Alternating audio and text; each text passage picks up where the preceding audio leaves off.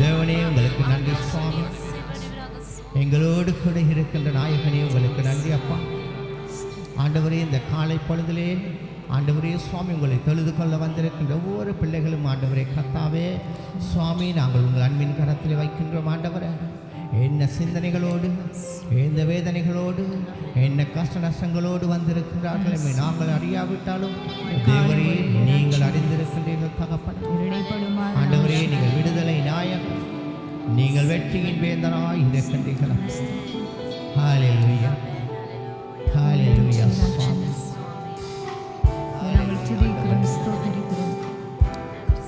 பரலோகமே உம்மை துதிப்பதால் கர்த்தாவே அங்கே வாழ்கிறீர். உம் ஆலயத்தில் உம்மை துதிக்க வந்திருக்கின்றோம் கர்த்தாவே. இந்த காலை வேளையிலே நீங்கள் எழுந்தருங்க தகப்பனே. ஹல்லேலூயா சுவாமி. உள்ள உள்ளத்தில் ஆழத்திலிருந்து அவரோடு கூட இடைப்பட்டு நாங்கள் பாடுவோம். பரலோகமே உம்மை துதிப்பதா, கர்த்தாவே அங்கே வாழ்கிறீர், உம் ஆலயத்தில் உம்மை துதிக்கிறோம். கர்த்தாவே எழுந்தருளும், பரலோகமே உம்மை துதிப்பதா, கர்த்தாவே அங்கே வாழ்கிறீர், உம் ஆலயத்தில் உம்மை துதிக்கிறோம். கர்த்தாவே எழுந்தருளும், துதிக்கிறோம், துதிக்கிறோம், ஒன்றாக கூடி துதிக்கிறோம். அல்லேலூயா, துதிக்கிறோம், துதிக்கிறோம், ஒன்றாக கூடி துதிக்கிறோம். உந்தன் நாமம் உயர்த்தும் இடத்தில் அங்கே வாசம் செய்வீர். உந்தன் நாமம் உயர்த்தும் இடத்தில் அங்கே வாசம் செய்வீர். துதிக்கிறோம், துதிக்கிறோம், ஒன்றாக கூடி துதிக்கிறோம். அல்லேலூயா, துதிக்கிறோம், துதிக்கிறோம், ஒன்றாக கூடி துதிக்கிறோம். உம்மை போலொரு தெய்வம் இல்லை, சர்வ சிருஷ்டிகரே. உம்மை போலொரு தெய்வம் இல்லை, சர்வ சிருஷ்டிகரே. கரங்களை உயர்த்தி துதிப்போமாக, அவர் நாமத்தை உயர்த்துவோமாக. அவர் எங்கள் வாழ்க்கையில் எத்தனையோ நன்மைகளை செய்திருக்கிறார், இன்னும் செய்து கொண்டிருக்கிறார். எனவே ஒவ்வொரு கரங்களை உயர்த்தி தேவ நாமத்தை நீங்கள் மகிமைப்படுத்துவீர்களாக. கூடி துதிக்கிறோம். துதியும் கனமும் மகிமை எல்லாம் உமக்கே செலுத்துகிறோம். துதியும் கனமும் மகிமை எல்லாம் உமக்கே செலுத்துகிறோம். துதிக்கிறோம், துதிக்கிறோம், ஒன்றாக கூடி துதிக்கிறோம். அல்லேலூயா, துதிக்கிறோம், துதிக்கிறோம், ஒன்றாக கூடி துதிக்கிறோம். பரலோகமே உம்மை துதிப்பதா, கர்த்தாவே அங்கே வாழ்கிறீர், உம் ஆலயத்தில் உம்மை துதிக்கிறோம்.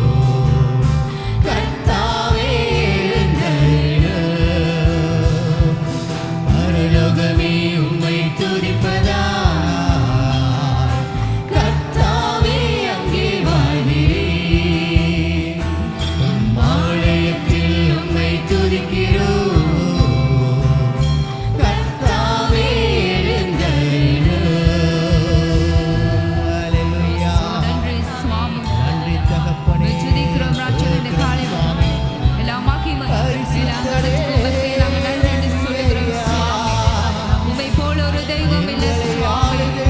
நீர் மேன்மையானவர், நீர் மகத்துவமான கர்த்தராக இருக்கிறீர் சுவாமி. ஹல்லேலூயா. நன்றி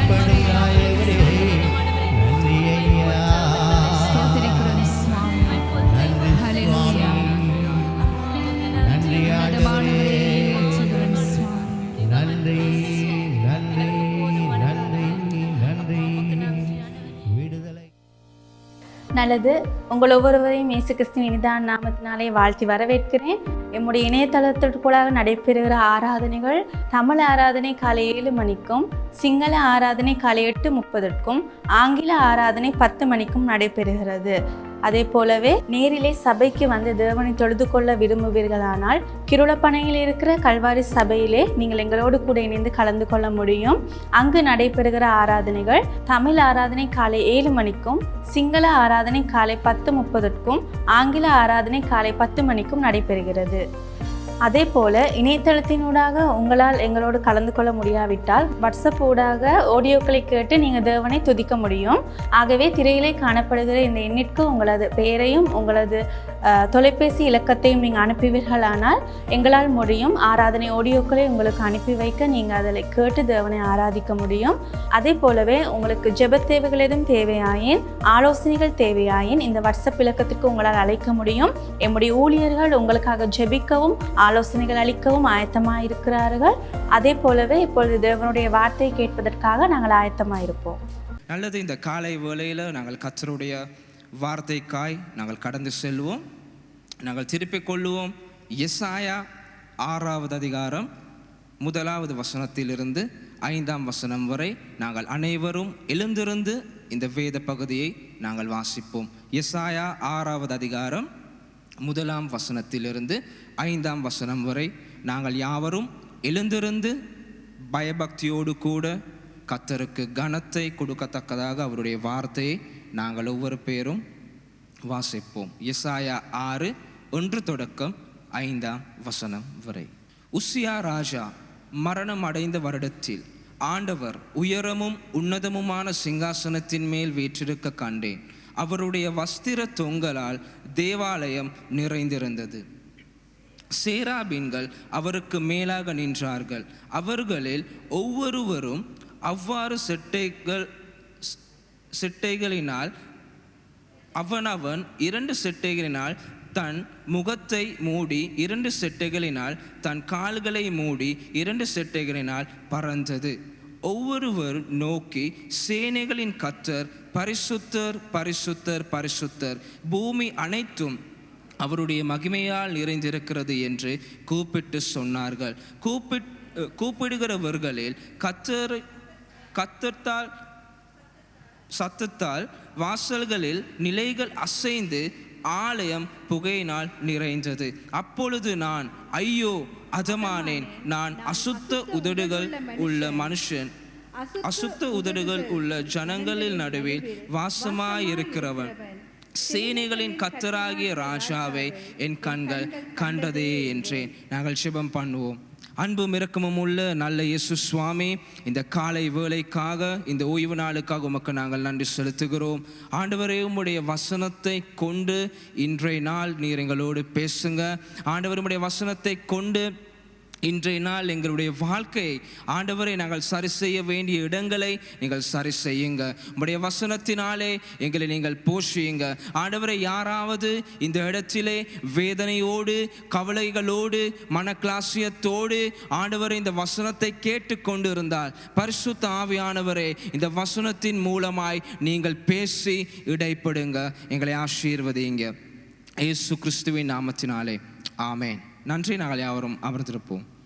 இந்த எசாயா புஸ்தகம், எசாயா தீர்க்கதரிசி எழுதினதான ஒரு புஸ்தகம். இந்த 6வது அதிகாரம், எசாயா 6வது அதிகாரம், எசாயா என்கிறதான தீர்க்கதரிசியுடைய தேவ அழைப்பை குறித்து எழுதியிருக்கிறதான பகுதி தான் இந்த எசாயா 6வது அதிகாரம். பழைய ஏற்பாடிலே வாழ்ந்த தீர்க்கதரிசிகளிலே மிக மிக முக்கியமான ஒரு தீர்க்கதரிசி, பிரதானமான ஒரு தீர்க்கதரிசி தான் இந்த எசாயா தீர்க்கதரிசி. இவர் 4 ராஜாக்களுடைய ஆட்சி காலத்தில் ஊழியம் செய்ததான தீர்க்கதரிசனங்களை உரைத்த ஒரு தீர்க்கதரிசி. உசியா, அதே போல யோதாம், ஆகாசா, எசக்கியா என்கிறதான அந்த 4 ராஜாக்களுடைய அந்த ராஜ்ய காலத்திலே இவர் தீர்க்க தரிசனம் உரைத்தார். தெற்கு ராஜ்யத்தில் உங்களுக்கு தெரியும், சாலமோன் ராஜாவுக்கு பின்பதாக இஸ்ரவேல் தேசம் 2 ராஜ்யங்களாக பிரிந்தது. ஒன்று வடக்கு, மற்றது தெற்கு ராஜ்யம். தெற்கு ராஜ்யத்துக்கு நாங்கள் குறிப்பிடுவோம் யூதா ராஜ்யம் என்று. இந்த யூதா ராஜ்யத்திலே தீர்க்க தரிசனம் சொல்ல அழைக்கப்பட்டதான தீர்க்கதரிசி தான் இந்த எசாயா என்கிறதான தீர்க்கதரிசி. நாங்கள் இந்த எசாயா தீர்க்கதரிசி ஒரு தரிசனத்தை காண்கிறார் தேவனை பற்றி.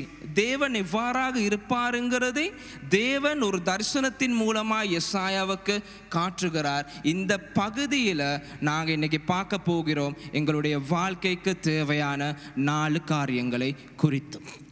அது என்னன்னு சொன்னால், கர்த்தருடைய சமூகத்துக்கு நாங்கள் பிரவேசிக்கும் பொழுது கர்த்தருடைய பிள்ளைகளாக எங்களுடைய வாழ்க்கையில் இருக்க தேவையான அவசியமான 4 காரியங்களை குறித்து இன்னைக்கு நான் உங்களோடு கூட பேச போகிறேன். நாங்கள் வாசிப்போம் திரும்ப 1வது வசனத்தை ஒரு விசை. 6வது அதிகாரம் 1வது வசனம். உசியா ராஜா மரணமடைந்த வருஷத்தில் ஆண்டவர் உயரமும் உன்னதமுமான சிங்காசனத்தின் மேல் வீற்றிருக்க கண்டேன். அவருடைய வஸ்திர தொங்கலால் தேவாலயம் நிறைந்திருந்தது. இந்த இடத்திலே எசாயா ஒரு தரிசனத்தை காண்கிறார். தேவனாகிய கர்த்தர் ஒரு உயரமும் உன்னதமுமான சிங்காசனத்திலே அமர்ந்திருக்கிறதான ஒரு தரிசனத்தை. ஆனால் இந்த இடத்தில் நாங்கள் கவனிக்க வேண்டியது, எப்போ இந்த தரிசனத்தை இவர் காண்கிறார்? உசியா ராஜாவுடைய மரணத்துக்கு பின்பதாய் இந்த தரிசனத்தை காண்கிறார். அப்போ இந்த இடத்தில் எங்களுக்கு ஒரு கேள்வி எழும்பணும். ஏன் உசியா ராஜாவுடைய மரணத்துக்கு பின்பதாக அந்த வருடத்திலே இந்த தரிசனத்தை தேவன் எசாயாவுக்கு காண்பிக்கிறார்? யார் இந்த உசியா ராஜா? நாங்கள் அவரை பற்றி பார்ப்போம்னு சொன்னால் நாங்கள் வாசிப்போம் 2 நாளாகமம் 26வது அதிகாரம் 1 தொடக்கம் 15வது வசனம் வரை. 2 நாளாகமம் 26 1லிருந்து 15வது வசனம் வரை. அப்பொழுது யூதா ஜனங்கள் எல்லாரும் 16 வயதான உசியாவை அழைத்து வந்து அவனை தன் தகப்பனாகிய அமத்சியாவின் ஸ்தானத்தில் ராஜாவாக்கினார்கள். ராஜா தன் பிதாக்களோடு நித்திரை அடைந்த பின்பு இவன் ஏலோதை கட்டி அதை திரும்ப யூதாவின் வசமாக்கி கொண்டான். உசியா ராஜாவாகிற போது 16 வயதாய் இருந்து 52 வருஷம் எருசலேமில் அரசாண்டான். 16வது வயதிலே அரசனாகி 52 வருடங்கள் இஸ்ரவேலை ஆட்சி செய்த ஒரு ராஜா. வாசிங்க. எருசலேம் நகரத்தான அவன் தாயின் பேர் எக்கோலியாள்.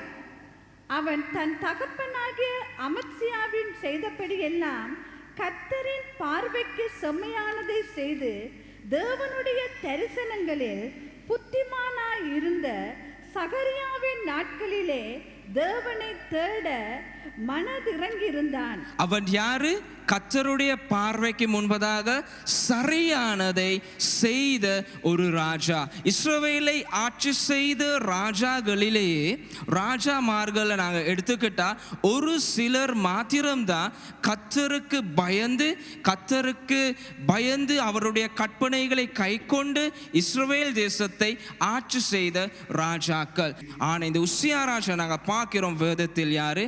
கர்த்தருடைய பார்வைக்கு நல்ல காரியங்களை செய்த ஒரு ராஜா.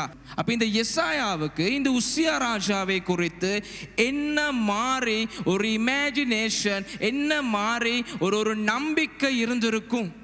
எசாயாவுடைய வாழ்க்கையில இந்த உசியா ராஜாவை போல ஒரு மிக சிறந்த ராஜா அவர் கண்டிருக்க மாட்டாரு.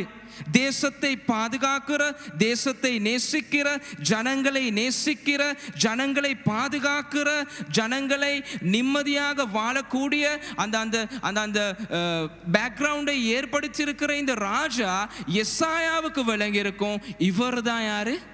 ராஜா.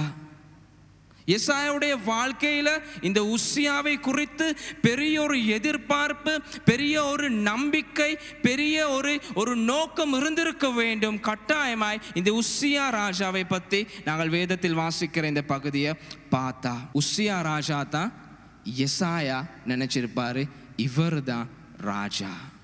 ஆனால் எனக்கு என்ன நடக்குது? 6வது அதிகாரம் 1வது வசனத்திலே அவர் மறைத்து போகிறாரு. அந்த மரணம் அடைந்த வருஷத்தில் இவர் ஒரு தரிசனத்தை காண்கிறாரு. தேவன் உயரமும் உன்னதமுமான சிங்காசனத்தில் வீற்றிருக்கிறார். சிங்காசனத்தில் வீற்றிருக்கக்கூடிய அந்த நபர் யார்? சாதாரணமாய் சிங்காசனத்தில் அமர்கிறவர்கள் யார்? யார் சிங்காசனத்தில் இருப்பார்? ராஜா. தேவன் காட்டுகிற தரிசனம் இவரோ நாள் எசாயாவுடைய ராஜா, அவர் நம்பிட்டு இருந்தவர், அவர் பார்த்துட்டு இருந்தவர், அவர் நோக்கினவர் அந்த உசியா ராஜா. தேவன் காட்டுகிறார் அவருடைய மரணத்துக்கு பின்பதாக ராஜாதி ராஜன் நாதா தேவன் காட்டுகிறார். ஆமென். இந்த இடத்துல பாருங்க, தேவன் ஆண்டவர் உயரமும் உன்னதமுமான சிங்காசனத்தில் மேல் வீட்டிருக்க கண்டேன். தேவன் காட்டுகிறாரே ராஜாவுக்கு எல்லாம் ராஜா யாரு? நாதா. கர்த்தருடைய சமூகத்துக்கு நாங்கள் வரும் பொழுது, கர்த்தருடைய சமூகத்திலே நாங்கள் பிரவேசிக்கும் பொழுது, கர்த்தருடைய சமூகத்திலே நாங்கள் அவரோடு கூட உட்கார்ந்து அமர்ந்தோ நின்றோ நாங்கள் அவரை ஆராதிக்கும் பொழுது, தொழுது கொள்ளும் பொழுது நாங்கள் தேவனை ராஜாவாக பார்க்க வேண்டியது அவசியமாயிருக்கிறது. இன்னைக்கு எத்தனை பேர் தேவனை ராஜாவாய் பார்க்குறீங்க?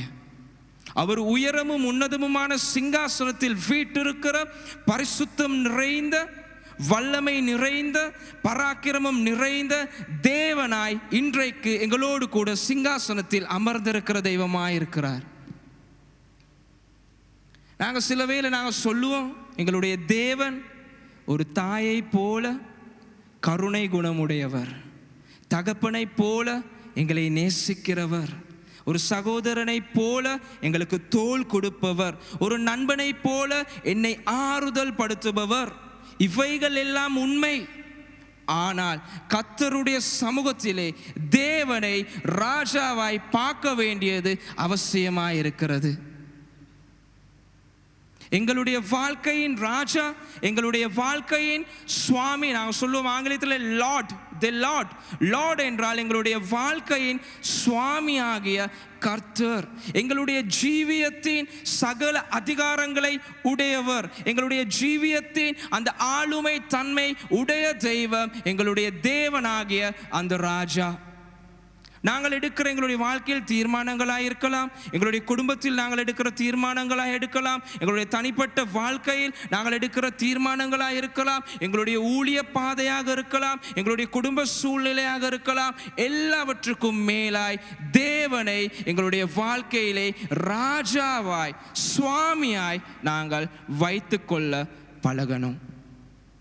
இந்த காலை வேளையில் சில வேளை உங்களுடைய வாழ்க்கையில் அந்த தேவனை நீங்கள் ராஜாவாய் வைத்து கொள்ள இல்லாவிட்டா, இன்றைய நாள் அந்த தேவனை உங்களுடைய வாழ்க்கைக்கு ஏற்றுக்கொண்டு அவரை உங்களுடைய வாழ்க்கையிலே ராஜாவாய் பார்க்க பழகுங்க.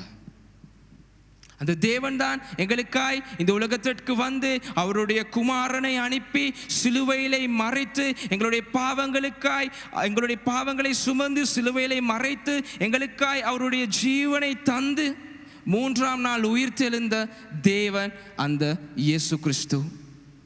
இன்றைக்கு உங்களுடைய வாழ்க்கையில் அந்த இயேசு கிறிஸ்துவை நீங்கள் ஏற்றுக்கொண்டு அவரை உங்களுடைய வாழ்க்கையில் நீங்கள் ராஜாவாய் ஏற்றுக்கொள்வீர்கள் என்றால் அதுதான் எங்களுக்கு கிடைக்கிறதான மிகப்பெரிய ஆசீர்வாதம். இந்த இடத்திலே தேவன் அவரை ராஜாவாக காட்டுகிறார். தேவ சமூகத்துக்கு நாங்கள் பிரவேசிக்கும் பொழுது நாங்கள் தேவனை ராஜாவாய் பார்க்க பழகணும். அவர் ராஜாதி ராஜன். ராஜாக்களை நியமிக்கிறவரும் ராஜாமார்களை சிங்காசனத்திலிருந்து வீழ்த்துபவரும் தேவனாகிய கர்த்தர். அவர் ராஜாதி ராஜன். பாருங்க 2வது வசனத்தை. சேராபீன்கள் அவருக்கு மேலாக நின்றார்கள், அவர்களில் ஒவ்வொருவனும் அவ்வாறு செட்டைகளில் இருந்தன. அவன் 2 செட்டைகளால் தன் முகத்தை மூடி, 2 செட்டைகளால் தன் கால்களை மூடி, 2 செட்டைகளால் பறந்து. 2வது பாயிண்ட், தேவ சமூகத்துக்குள்ளாக நாங்கள் வரும் பொழுது, தேவ சமூகத்துக்குள்ளாக நாங்கள் பிரவேசிக்கும் பொழுது தேவ பயம் எங்களுக்கு அவசியமாயிருக்கிறது. பாருங்க, இந்த இடத்தில் இந்த சேராபீன்கள் என்றால் தேவனால் நியமிக்கப்பட்ட ஒரு விசேஷமான தேவ தூதர்கள். இவைகளுக்கு 6 செட்டைகள் இருந்ததாம். 2 தன்னுடைய முகத்தை மூடிக்கொண்டதாம், 2 தன்னுடைய கால்களை மூடிக்கொண்டதாம், 2 பறந்ததாம். பாருங்க, தேவனால் நியமிக்கப்பட்ட, தேவனால் உண்டாக்கப்பட்ட, நித்தமும் தேவ சமூகத்தில் தேவனோடு கூட இருக்கிற அந்த சேராபீன்களே தேவனுக்கு முன்பதாக செட்டைகளால் தன்னுடைய முகங்களையும் கால்களையும் மூடிக்கொண்டதாம். கர்த்தருடைய சமூகத்துக்கு வரும் பொழுது தேவ பயம் எங்களுக்கு அவசியம். இன்னைக்கு நாங்கள் அநேகமாக எங்களுடைய வாழ்க்கையில நாங்கள் செயல்படுறது, எங்களுடைய வாழ்க்கையில நாங்கள் வேலை செய்கிறது, எங்களுடைய வாழ்க்கையில நாங்கள் கிரிகை செய்கிறது தேவ பயம் அற்ற ஒரு நிலைமையில. கர்த்தருடைய சமூகத்துக்கு வரும் பொழுது தேவ பயம்ங்கிறதான காரியம் எங்களுடைய வாழ்க்கைக்கு அவசியமாயிருக்கிறது. இந்த தேவ பயம்ங்கிறது ஏதோ இந்த தேவ பயம்ங்கிறது ஏதோ ஒரு ஆத்மாவை கண்டோன்ன, ஏதோ ஒரு காரியத்தை கண்டோன்ன, பயங்கரமான விஷயத்தை கண்டோன்ன வார பயம் இல்லை. தேவனுக்கு இருக்கிற அந்த அன்பினால் எங்களுக்கு ஏற்படுகிற அந்த மரியாதை, அந்த கணம், அது தேவனிடத்தில் இருக்கிற அந்த அன்பினால் ஏற்படுகிற ஒரு விஷயம் தேவ பயம். இன்னைக்கு நாங்கள் எங்களை ஆராய்ந்து பார்ப்போம், இந்த தேவ பயம் எங்களுக்கு இருக்குதா? கர்த்தருடைய சமூகத்துக்கு வரக்குள்ள சில நேரம் நாங்கள் எந்த விதமான ஒரு ஆயத்தமும் இல்லாமல் வாரோம். நாங்கள் ஊழியம் செய்யக்குள்ள சில வேளை எந்த விதமான ஒரு ஆயத்தமும் இல்லை. நாங்கள் கர்த்தருக்காக எல்லா வேலைகளையும் செய்கிறோம், ஆனால் எந்த விதமான ஒரு தேவ பயமோ எந்த விதமான ஒரு ஆயத்தமும் எங்களுடைய வாழ்க்கையில் இல்லை. ஆனால் கர்த்தர் எதிர்பார்க்கிறது என்னது? தேவ பயமுள்ள ஜனங்களாய் நாங்கள் மாறுவது. இந்த சேராபீன்கள் பாருங்க, தேவ பயமுள்ளவர்களாக அவர்கள் காணப்பட்டார்கள் கர்த்தருடைய சமூகத்தில். அப்ப நாங்கள் வரும்பொழுது இந்த தேவ பயம், இந்த பக்தி எங்களுடைய வாழ்க்கையில் இருக்க வேண்டியது அவசியம் உள்ளதாக இருக்கிறது. நாங்கள் வாசிப்போம் 3வது வசனத்தை.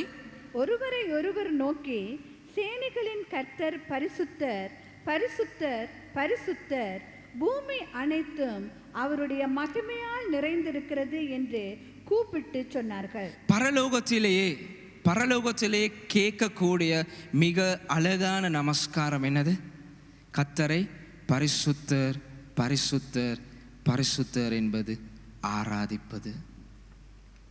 கர்த்தருடைய சமூகத்துக்கு நாங்கள் வரும் பொழுது கர்த்தரை நமஸ்கரிக்க வேண்டியவர்களாய் நாங்கள் இருக்கிறோம். இன்னைக்கு காலையில் நாங்கள் வர்ஷிப் பண்ணோம், இந்த இடத்துல கர்த்தரை நாங்கள் நமஸ்கரித்தோம். ஏன் நாங்கள் அதை பண்ணுறோம்? எல்லாவற்றுக்கும் முன்பதாக கர்த்தரை நாங்கள் ஆராதிக்க வேணும், அவரை நாங்கள் தொழுது கொள்ள வேணும், அவரோடு கூட நாங்கள் இணைய வேணும், அந்த தொடர்பை நாங்கள் புதுப்பிக்க வேணும். அதற்காக நாங்கள் கர்த்தரை ஆராதிக்கிறோம். இந்த நமஸ்காரம் என்பது எங்களுடைய வாழ்க்கையில் மிகவும் முக்கியமாய் இருக்கிறது. நமஸ்காரம்ங்கிறதுக்கு ஆங்கிலத்தில் நாங்கள் சொல்லுவோம் வர்ஷிப்னு. வர்ஷிப்னா என்னது? அது 2 வார்த்தைகளால் சேர்க்கப்பட்டது. ஒன்று வர்த், மற்றது ஷிப். இது 2ம் சேர்ந்தா வர்ஷிப். வர்த்னா பெருமதியான, ஷிப்னா தொடர்பு. பெருமதியான ஒரு நபரோடு கூட ஏற்படுத்தக்கூடிய அந்த தொடர்பு தான் என்னது? வர்ஷிப், நமஸ்காரம். பழைய ஏற்பாடுல வர்ஷிப் என்ன செய்வாங்க? பழைய ஏற்பாடுல வர்ஷிப்னா சாஸ்திராகமா கர்த்தருடைய பாதத்திலே வந்து விழுவாங்க. சாஸ்திராகமாய் விழுவது தான் என்னது? வர்ஷிப். ஆதியாகமம் 17:3 வாசிக்க தேவையில்லை. ஆபிரகாமோடு கூட தேவன் ஒரு உடன்படிக்கை பண்ணுகிறார். ஆபிரகாம் என்ன செய்கிறாரு? முகக்குப்புற கர்த்தருடைய சமூகத்தில் விழுகிறாரு. அதோடைய அர்த்தம் தன்னை முழுவதுமாய் கர்த்தருடைய சமூகத்தில் தாழ்த்துவது தான் என்னது? வர்ஷிப். இன்னைக்கு நாங்கள் கர்த்தரை ஆராதிக்கக்குள்ள எங்களை நாங்கள் முழுவதுமாக கர்த்தருடைய சமூகத்தில் தாழ்த்த வேண்டியவர்களாக இருக்கிறோம். நாங்கள் என்ன சூழ்நிலையில் வந்திருந்தாலும், நாங்கள் எல்லா நிலைமையில நாங்கள் இந்த இடத்தில் வந்திருந்தாலும் நாங்கள் வர்ஷிப் பண்ணக்குள்ள முழுவதுமாய் எங்களை நாங்கள் கர்த்தருடைய சமூகத்திலே தாழ்த்தணும். முழுவதுமாய் எங்களை நாங்கள் கர்த்தருடைய சமூகத்துக்கு ஒப்பு கொடுக்கணும். பழைய ஏற்பாடுல எல்லாம் கர்த்தரை நமஸ்கரிப்பது என்பது அப்படியே சாஸ்திராகமாய் கர்த்தருடைய சமூகத்திலே கீழே விழுந்துருவாங்க. அதுதான் அவர்களுடைய நமஸ்கார முறை. இன்னைக்கு நாங்கள் நமஸ்கரிக்கும் பொழுது என்ன செய்யணும்? எங்களை நாங்கள் கர்த்தருடைய சமூகத்தில் தாழ்த்தணும். புதிய ஏற்பாடை நாங்கள் பார்ப்போம்னு சொன்னால், புதிய ஏற்பாடில் நமஸ்காரம்ங்கிறது யோவான் 4வது அதிகாரம் 23-24 வசனம் சொல்லுகிறது, ஆவியோடும் உண்மையோடும் கூட கர்த்தரை தொழுது கொள்ளு அப்படி சொல்லி. ஆவியோடும் உண்மையோடும். இன்னைக்கு நான் அநேகமாக இந்த ஞாயிற்றுக்கிழமை ஆராதனைகளில் இந்த வர்ஷிப் நேரம் அநேகமாக இருக்கிறது மேடையில் தான். ஏதாவது இன்ஸ்ட்ருமெண்ட் ஏதாவது வாசிப்பேன், இல்லாட்டி சைட்ஸிங் ஏதோ ஒரு காரியத்தில் அநேகமாக நான் மேடையில் தான் இருக்கிறது வழக்கம். அந்த நேரத்தில் ஒரு சில வேலைகளில் இந்த நமஸ்கரிக்கும் பொழுது சில வேளை நான் பார்ப்பேன், ஏதோ வாசிட்டு இருக்கக்குள்ளேயோ சைட்ஸிங் பண்ணக்குள்ள நான் பார்ப்பேன், அநேகர் நமஸ்கரிக்கிறது இல்லை. இங்கே மாத்திரம் அல்ல, நான் ஆராதிக்கிற என்னுடைய சபையிலும் கூட சில வேளை எனக்கு வேதனையாக இருக்கும், சில வேளை எனக்கு துக்கமாக இருக்கும். சிலவங்க இப்படி கையை கட்டிட்டு இருப்பாங்க, சிலவங்க ஏதாவது பேசிட்டு இருப்பாங்க, சிலவங்க ஏதாவது ஒரு வேலை இல்லாட்டி அந்த நேரம் பிள்ளைக்கு சாப்பாடு ஊட்டுவாங்க, அந்த நேரம் பிள்ளைக்கு தண்ணி கொடுப்பாங்க. கர்த்தரை நமஸ்கரிக்கிற நேரத்தில் கர்த்தரை நமஸ்கரிக்க வேண்டியது அவசியமாக இருக்கிறது. பரலோகத்தில் 24 மணித்தியாலமும் இந்த இடத்துல சொல்லுகிறது, தூதர்கள் அந்த 24 மூப்பர்களோடு கூட சேர்ந்து அவர்களை கர்த்தரை ஆராதித்து கொண்டிருப்பார்களாம். எப்படி? தேவன் பரிசுத்தர் பரிசுத்தர் பரிசுத்தர் என்பதாக. நாங்கள் இன்னைக்கு கர்த்தரை நமஸ்கரிக்க வேண்டியது அவசியம். இந்த இடத்துல வர்ஷிப் லீடர் சொல்லுக்குள்ள கையை தூக்க சொல்லுக்குள்ள கையை தூக்குறதும், முட்டியிட சொல்லுக்குள்ள முட்டியிடுறதும், சத்தத்தை உயர்த்தி ஜெபம் பண்ண சொல்லுக்குள்ள துதிக்க சொல்லுக்குள்ள ஜெபம் பண்றதும் நமஸ்காரம் இல்லை. வர்ஷிப் லீடர் இன்னைக்கு சொல்ல நாங்கள் அதை செய்வோம்னு சொன்னால் அது உண்மையா எங்களுடைய உள்ளத்திலிருந்து வருகிற நமஸ்காரம் இல்லை. தேவன் சொல்லுகிறார், இயேசு சொல்லுகிறார், ஆவியோடும் உண்மையோடும் கூட நீ கர்த்தரை தொழுது கொள்ள வேண்டியது அவசியமாக இருக்கிறது. அது எங்களுடைய ஆவியில் எங்களுடைய உள்ளத்தில் இருந்த அந்த நமஸ்காரம் வெளிப்பட வேணும். கர்த்தரை நாங்கள் ஆராதிக்க வேணும். ஒன்று நாங்கள் எங்களுக்கு எழுந்திருக்கலாம், எங்களுடைய கரங்களை உயர்த்தலாம், இல்லாட்டி எங்களுக்கு முட்டியிடலாம். எங்களுக்கு முடியுமானபடி நாங்கள் கர்த்தரை உண்மையாய் சேவிக்க வேண்டியது அவசியமாக இருக்கிறது. தயவு செய்து கர்த்தரை ஆராதிக்கிற நேரத்தில் கரங்களை கட்டி கொண்டு இருக்க வேணாம், வேற வேலைகளை செய்து கொண்டு இருக்க வேணாம், உங்களுடைய மொபைல் போன்களை பாவித்து கொண்டு இருக்க வேணாம், அந்த நேரம் உங்களுடைய பிள்ளைக்கு சாப்பாடு கொடுக்க வேணாம். பிள்ளைகளோடு கூட கர்த்தரை ஆராதிங்க. உங்களுடைய பிள்ளைகளுக்கு கற்றுக் கொடுங்க கர்த்தரை நமஸ்கரிக்கிற விதத்தை. நானும் என்னுடைய மனைவியும் சேர்ந்து ஒரு தீர்மானம் எடுத்தோம்.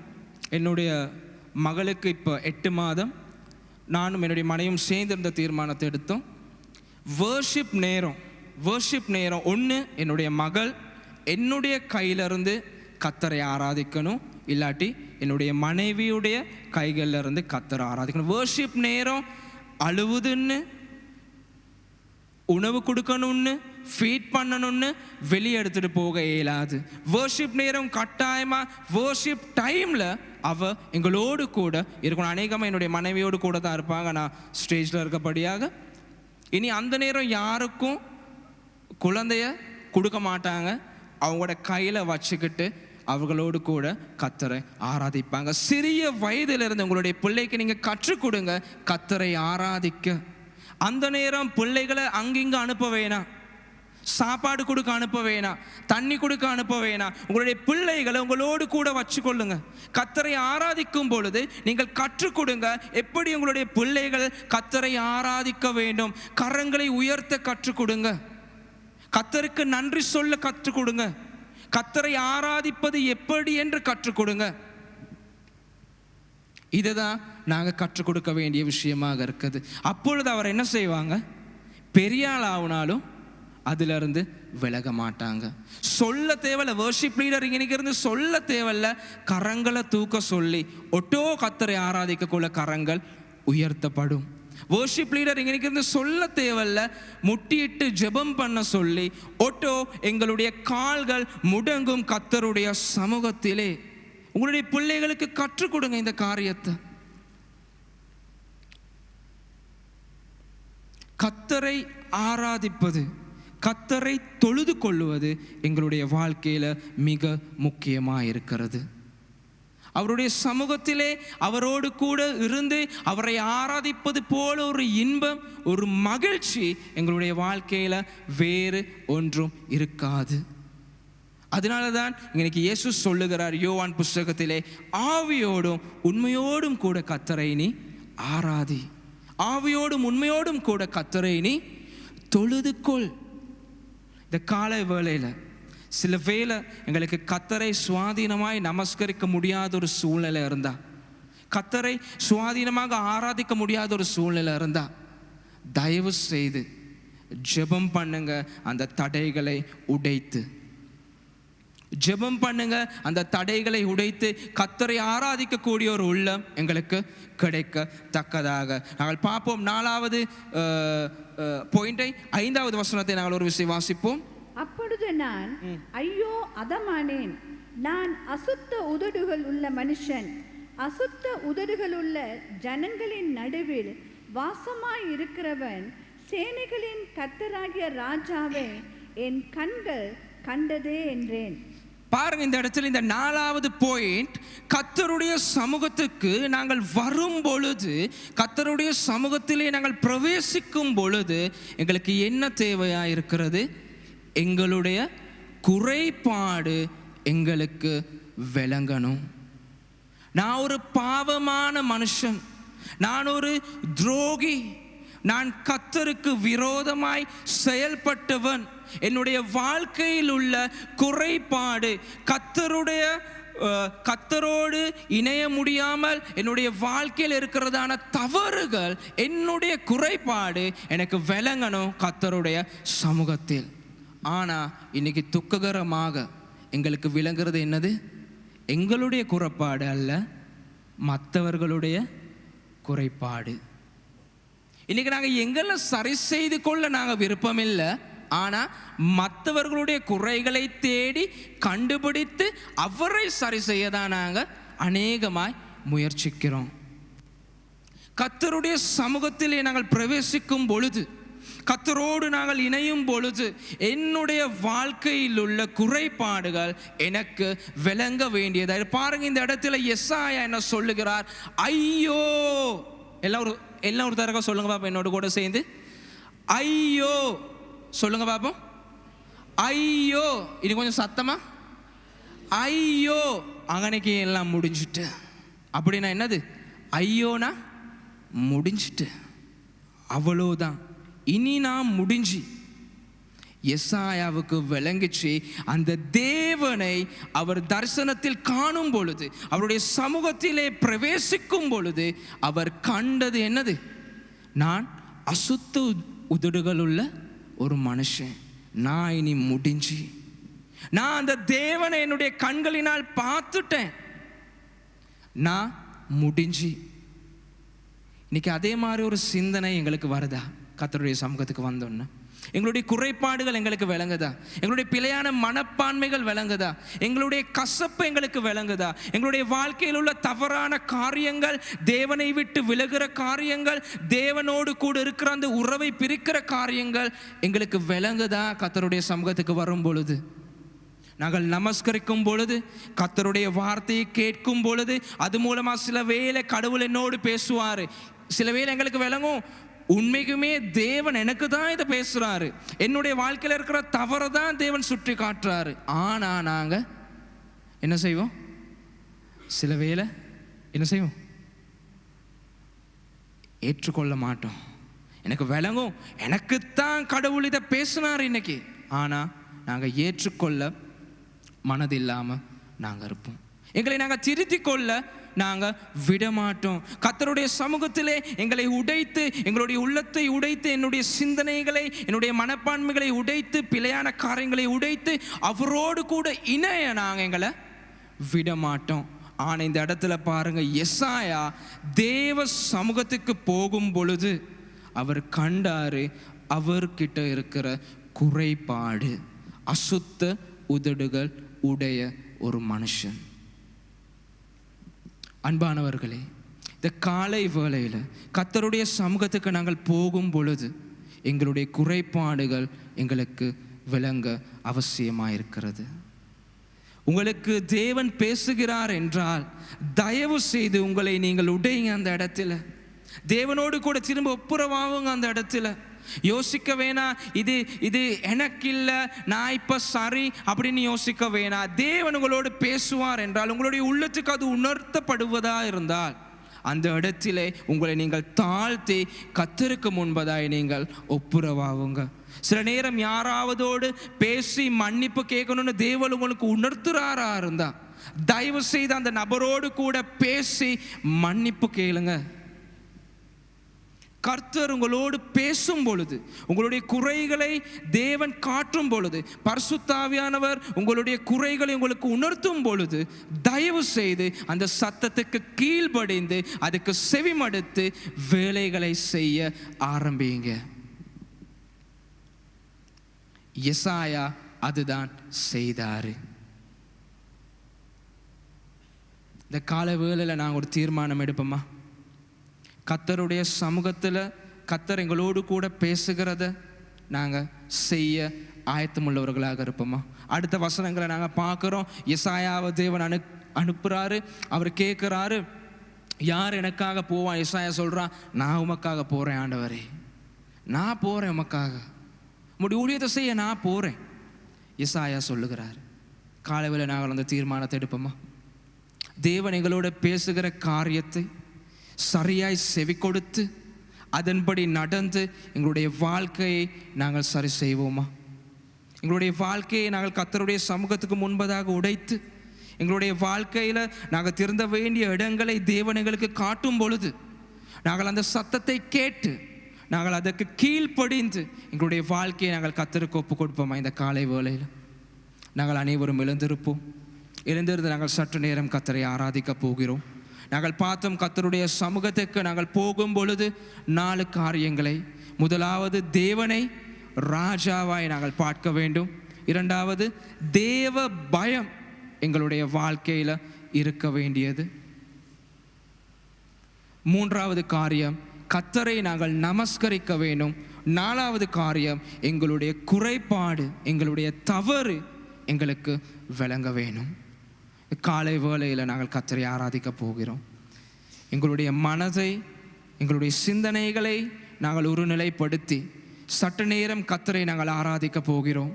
நாங்கள் ஆராதித்து கொண்டிருக்கிற தேவன் அவர் சர்வ வல்லமையுடைய தேவன். நாங்கள் இந்த இடத்திலே கர்த்தரை ஆராதித்து கொண்டிருக்கிற இந்த நேரத்திலே அந்த வான சேனைகளோடு, அந்த தூதர் கூட்டங்களோடு, அந்த 24 மூப்பர்களோடு கூட தேவனை ஆராதித்து கொண்டிருக்கிறார்கள். அந்த வானசேனை, அந்த வானசேனைகளோடு கூட சேர்ந்து பூமியிலே தேவனால் படைக்கப்பட்ட, அவரின் சாயலிலே உண்டாக்கப்பட்ட ஜனங்களாய் நாங்கள் அவரை ஆராதிக்க போகிறோம். எல்லாரும் எங்களுடைய கரங்களை உயர்த்தி வானத்துக்கு மேலாக நாங்கள் அந்த தேவனை ஆராதிக்க போகிறோம். யாரும் அங்கிங்க பார்க்க வேணாம். யாரும் வேற சிந்தனைகள் உங்களுக்கு வருமானா உங்களுடைய சிந்தனைகளை ஒருநிலைப்படுத்திக் கொள்ளுங்க. சற்று நேரம் கர்த்தரை நாங்கள் உண்மையாய் ஆராதிக்க போகிறோம். யோவான் 4வது அதிகாரம் 23-24 வசனம் சொல்லுகிறது, ஆவியோடும் உண்மையோடும் கூட சேர்ந்து நீ கர்த்தரை ஆராதி, கர்த்தரை நீ தொழுது கொள்ளு. உன்னுடைய ஆவியோடு கர்த்தரை தொழுது கொள்ளு, உண்மையான ஒரு இருதயத்தோடு கர்த்தரை நீ தொழுது கொள்ளு. Oh, we worship your name. உம்மை ஆராதிக்கின்றோம் ஆண்டவரே, உம்மை துதிக்கிறோம் சுவாமி. நீர் உயரமும் உன்னதமுமான தெய்வம், சிங்காசனத்தில் வீற்றிருக்கிறவர் நீர் பரிசுத்த. ஓ, நீர் அல்பா, நீருமேகாவான தெய்வம் ஆண்டவரே, ஆரம்பமும் முடிவுமான தெய்வம், உம்மை ஆராதிக்கின்றோம் ஆண்டவரே.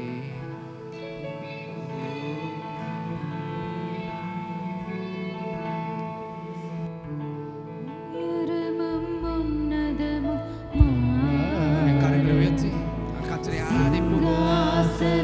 அவர் சிங்காசனத்தில் வீற்றிருக்கிற உன்னதமான தெய்வம், யாரும் சேரக்கூடாத ஒளியில் வாசம் செய்கிறவர், இதுவரை யாரும் கண்டிடாதவருமாயிருக்கிற தெய்வம்.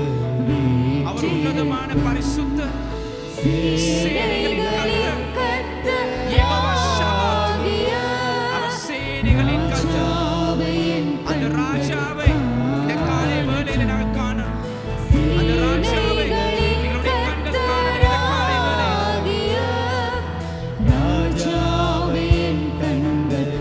எல்லாம் சேர்ந்து கரங்களை உயர்த்தி சேனைகளின் கர்த்தர் பரிசுத்தர், சேனைகளின் கர்த்தர் பரிசுத்தர், சேனைகளின் கர்த்தர் பரிசுத்தர், பரிசுத்தர் பரிசுத்தரே, எங்கள் பரிசுத்தர் பரிசுத்தரே. சேனைகளின் கர்த்தர், சேனைகளின் கர்த்தர் பரிசுத்தர், சேனைகளின் கர்த்தர் பரிசுத்தர், சேனைகளின் கர்த்தர் பரிசுத்தர், பரிசுத்தர் பரிசுத்தரே, எங்கள் பரிசுத்தர் பரிசுத்தரே. ஒருவராய் சாவாமை உள்ளவரிடம் சேரக்கூடா ஒளிதனில் வாசம் செய்வர் சுவாமி. ஒருவராய் சாவாமை உடையவரானவரே, நீர் மரணத்தை ஜெயித்தவரானவரே, பாடி யாரும் சேரக்கூடாத ஒளியில் வாசம் செய்கிறதான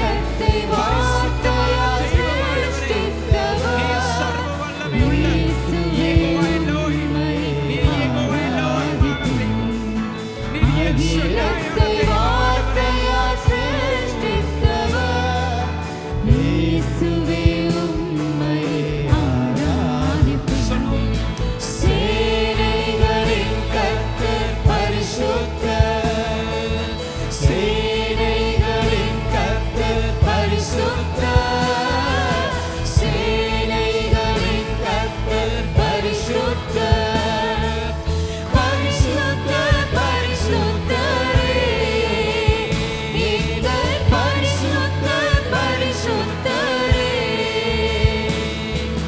சேனைகளின் கர்த்தர் பரிசுத்தர், சேனைகளின் கர்த்தர் பரிசுத்தர், சேனைகளின் கர்த்தர் பரிசுத்தர், பரிசுத்தர் பரிசுத்தரே, எங்கள் பரிசுத்தர் பரிசுத்தரே.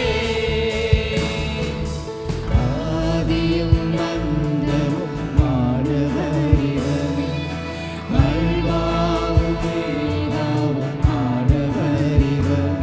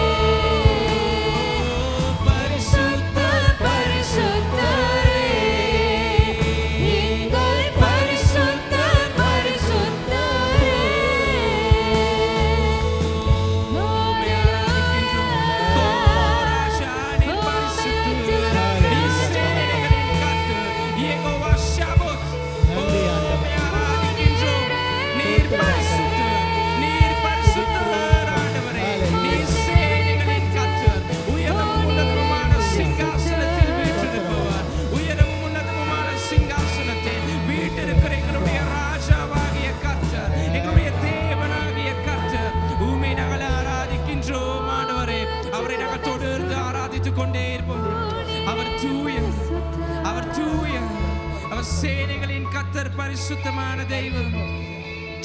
ஓ, உம்மை ஆராதிக்கின்றோம் ஆண்டவரே. ஹalleluya. உம்முடைய கரங்களை உயர்த்தி